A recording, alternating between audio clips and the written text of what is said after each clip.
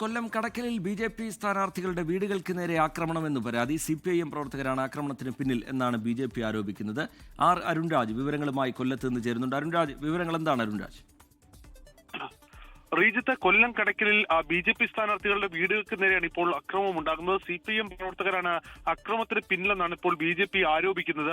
കാരണം കടക്കലിൽ ഒരു സീറ്റിൽ നിന്ന് BJP ഗ്രാമപഞ്ചായത്തിലേക്കുള്ള ഒരു സീറ്റിൽ നിന്ന് BJP സ്ഥാനാർത്ഥി വിജയിച്ചിരുന്നു. കാരണം വിപ്ലവ ഭൂമിയാണ് കടക്കലില് CPM അല്ലാതെ മറ്റൊരു വ്യക്തി അവിടെ വിജയിച്ചിട്ടില്ല.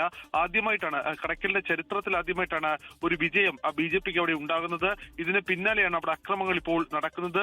വടക്കേവയൽ വാർഡിൽ നിന്ന് മത്സരിച്ച് അനുപമയുടെ വീടിന് നേരെ ബോംബെറിയുമെന്ന ഭീഷണി ഉയർത്തി എന്നുള്ളതാണ് BJP പ്രവർത്തകർ ഇപ്പോൾ പറയുന്നത്.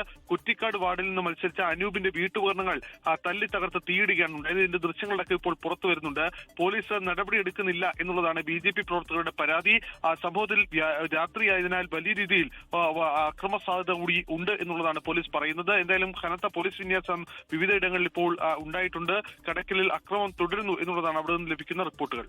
ലോകത്തെവിടെയായാലും ഏത് സമയത്തും 24 വാർത്തകളും ഓഗ്മെന്റഡ് റിയാലിറ്റി പാക്കേജുകളും എക്സ്പ്ലെയിനറുകളും വിശദമായി കാണാൻ ഞങ്ങളുടെ YouTube ചാനൽ നിങ്ങൾക്ക് സബ്സ്ക്രൈബ് ചെയ്യാം.